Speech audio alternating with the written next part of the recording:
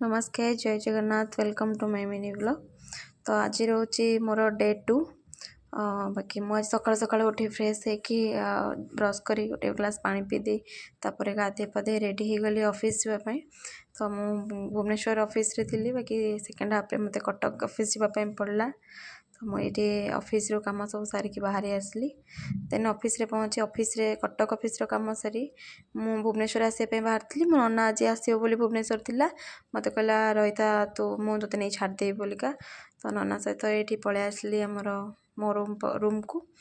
Then एठू अच्छी बाहर के जाऊँगी मुझे मार्केट बिल्डिंग जी बाकी मार्केट बिल्डिंग रे टिके काम थिला। मार्केट बिल्डिंग टू काम सारिकी आसिक टिके खाईदेली।